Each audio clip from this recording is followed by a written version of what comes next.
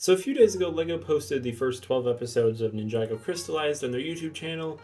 I watched them. I have some thoughts. Spoiler warning, right off the bat, the first episode felt very Tournament of Elements to me.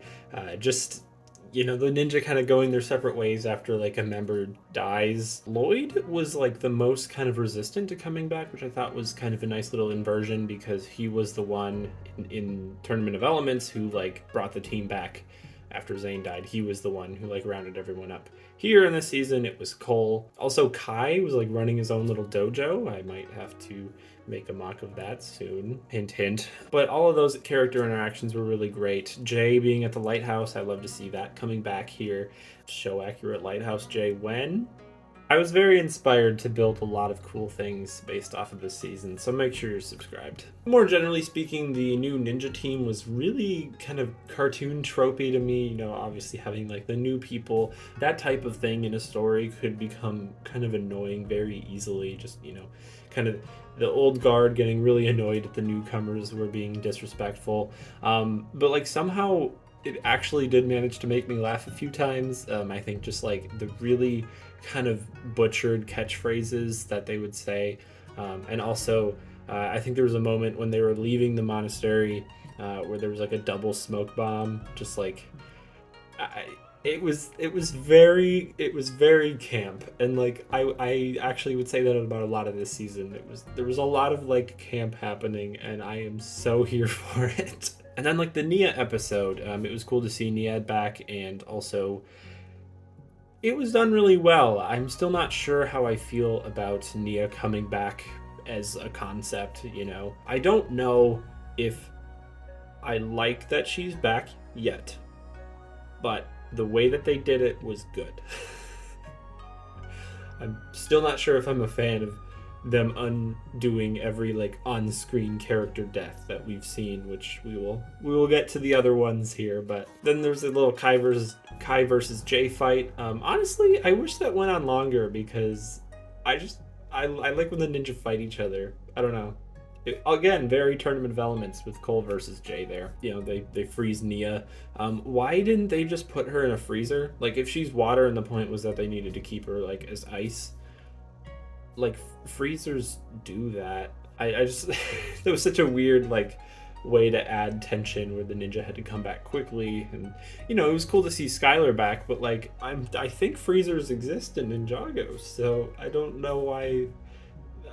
I didn't get it, but yeah. Asphera coming back, that was fun. There were some good puns in there. And this really worked. I really enjoyed this version of the character. And kind of making a joke out of her whole like wanting to get revenge on Wu by like having all these weird contests.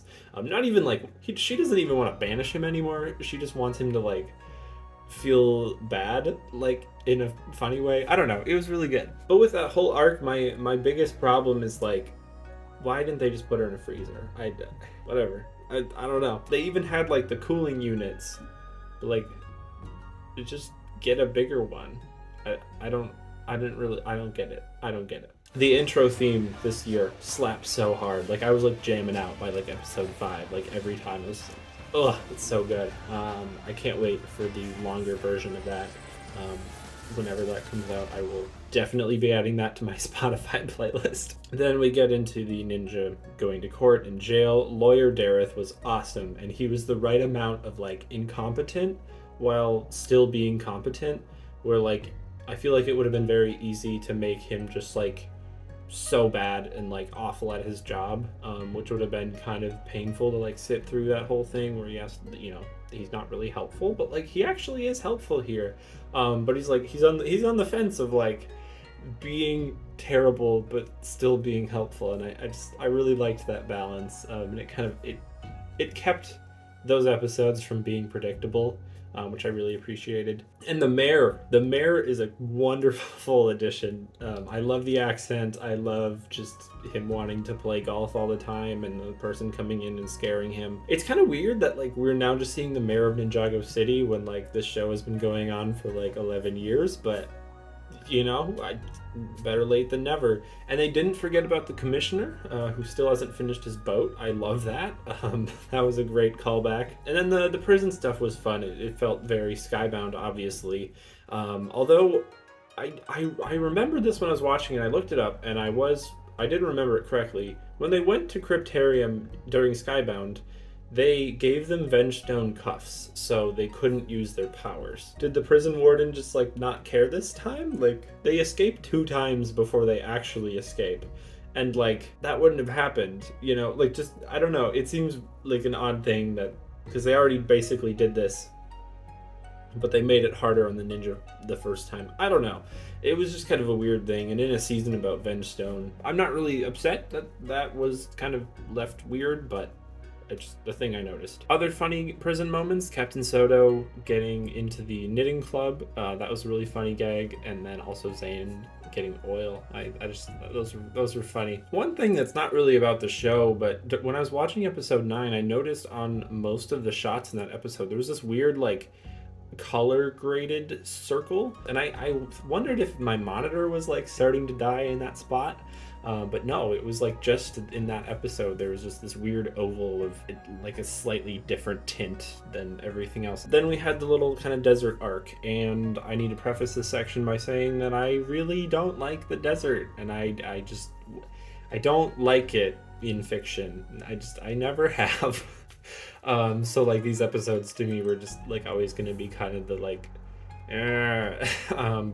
but there were some good things in there. The sweat effects on the ninja, that was new, and those were really cool. I don't get why the team split up, but I'm glad that they didn't devote a whole episode to each group. We got the one episode that introduced Sally, but then we didn't really see much. I didn't want a whole episode with Fuji, Dove, and Jay. Unfortunately, that was only the first bit of an episode, just to keep the plot kind of progressing. But the Sally episode, I feel like Sally as a character did not resonate with me as much as it resonated with other people. She didn't really do anything for me, and that's fine. But I did like the whole Zane kind of turning off his emotions arc. It was a really cool way to talk about grief. And obviously Sally was an important part of Zane's arc there. So that was great. At one point I thought her dad was going to be Twitchy Tim, but then it wasn't. And then I felt stupid, but it was, yeah. Clutch still has the teapot in a moment. That was fun. So I don't think Nauticon is coming back this season, but later, and then the mechanic fight was cool, and they really buffed him from his first appearance and being kind of a mini boss in a single episode. They just he was able to hold his own with the ninja, very much turning into kind of a Doc Ock with all of those mechanical arms in there. There's a lot of cool fight choreo. And then of course the ending, we get to the council, we see the cool interactions, Pythor and Asphira especially, those were great. And yeah, the masked figure, the Herald, was Harumi. Wow. It's just kind of a bummer that we always get spoiled by the sets, it seems. But I get it. During 2012 Rise of the Snakes, they had a fall wave, so they could do more spoilery stuff in there. We didn't know the Great Devourer was coming because that set came out after the show aired, but they haven't really done that since, where they don't have multiple waves for a specific storyline. But I will say, even though I knew it was coming, that music is so creepy, having her sing the creepy song, and then during the credits too, having the Ninjago music goes so hard for no reason. I love it. But yeah, overall, this was a really fun season to watch. I feel like I haven't enjoyed Ninjago this much since Skybound, maybe? I don't know. And of course, just as a general concept, I do like what they're doing here, bringing back all the villains. I think this is a much better way to do that concept than Day of the Departed. And it's tying, the new Wild Brain stuff with also the old stuff. I'm pretty sure this is the first time we're seeing Pythor since way back, since Day of the Departed actually. And obviously Harumi and Mr. E are also from the Will film era, but it's just a good time to be a Ninjago fan because it's a very good story on top of all of the callbacks to things. This feels like the ending of something.